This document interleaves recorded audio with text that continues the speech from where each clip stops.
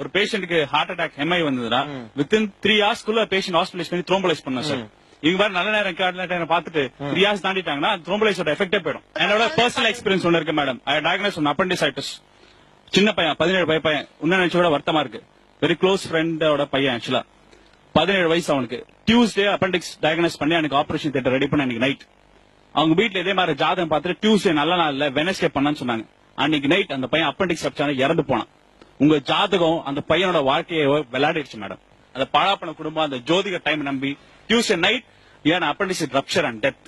அந்த வாழ்க்கைக்கு நீங்க என்ன மேடம் சொல்ல கல் அல்லது நீங்க சொல்ற அந்த நேரம் எதுக்காவது ஒரு எவிடன்ஸ் பேஸ்ட் புரோட்டோகால் இருக்கான்னு கேட்டா இல்லை முட்டை. இதுதான் அடிப்படையான உண்மை சார். எது உண்மை எது போய் வேறுபடுத்த தெரியும். நீங்க பாத்தீங்கன்னா சிம்பிளா சொல்றேன்.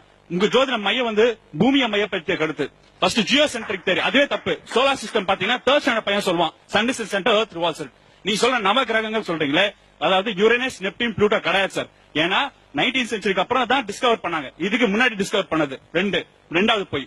மூணாவது போய் சூரியன் வந்து நீங்க கிரகம் சொல்றீங்க அது நட்சத்திரம். நாலாவது போய் நிலா வந்து துணைக்கோள் அதுவும் கிரகம் கிடையாது. இது அஞ்சாவது போய். பிறந்த நேரம் சொல்றேன் சார். பிறந்த நேரம் as a டாக்டர் நான் சொல்றேன். ஒரு தாய்க்கு பிரசவ வலி வந்ததுக்கு அப்புறம் 10 ஸ்டேஜஸ் ஆஃப் லேபர் தாண்டி தான் குழந்தை வந்து வெளியே வரும். அப்ப குழந்தை வெளியே வரும்போது தலை சுத்தி பாப்பா வெளியே எடுப்போம், தொப்புள் கால் கட் பண்ணுவோம், தொடைப்போம், டோக்கன் கட்டுவோம், அம்மாக்கு தாய்ப்பால் குடிதான் பார்ப்போம். ஒரு கவர்மெண்ட் ஹாஸ்பிட்டல் கிட்டத்தட்ட ஒரு நாள் நைட்டுக்கு மட்டும் 17 டெலிவரிஸ் நடக்கும். இந்த 17 டெலிவரிஸ்க்கு திடீர்னு எமர்ஜென்சி சிசேரியன் செக்ஷனுக்கு நான் தூக்கி போட்டு பாப்பா வெளியே எடுப்போம். அங்க உயிர் தான் போவோம். அப்புறம் நாங்க சாவகாசமா டீ சாப்பிட்டு வந்து அப்புறம் தான் நாங்க நேரத்தை எழுதுவோம் சார் குழந்தைக்கு. அந்த நேரத்துக்கு கொண்டு போய் நீங்க ஜாதகம் கிடைக்கிறீங்களா? ரெண்டாவது அப்புறம் லோக்கல் டைம் இருக்கு, இன்டர்நேஷனல் டைம் இருக்கு. லோக்கல் டைம்னா நம்ம கல்கட்டால ஒரு டைம், மெட்ராஸ்ல ஒரு டைம். நீங்க பாத்தீங்கன்னா ஒரு இந்தியன் ஸ்டாண்டர்ட் டைம்ல ஒரு டைம் ரெஃபரன்ஸ் கோட் பண்ணி 4 minutes 8 minutes டிஃபரன்ஸ் இருக்கும். இன்டர்நேஷனல் ஜியோமெட்ரிக் மெரிடியன் பக்கம் ஒரு டிஃபரன்ஸ் இருக்கும். அப்பனா அடிப்படை கருத்து தப்பு. அது பண்ண கிரகங்களும் தப்பு.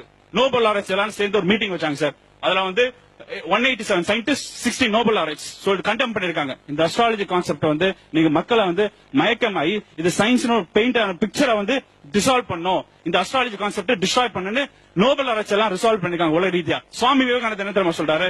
ஒரு மனிதனோட வீக்னஸ்க்காக தான் இந்த அஸ்ட்ராலஜி எல்லாம். தயவுசெய்து ரெஸ்ட் எடுங்க, தூங்குங்க, ஒரு டாக்டர் போய் பாருங்க. சுவாமி விவேகானந்தர் சொல்றாரு. உங்க அர்த்த சாஸ்திர சாணக்கிய என்ன தெரியுமா சொல்றாரு?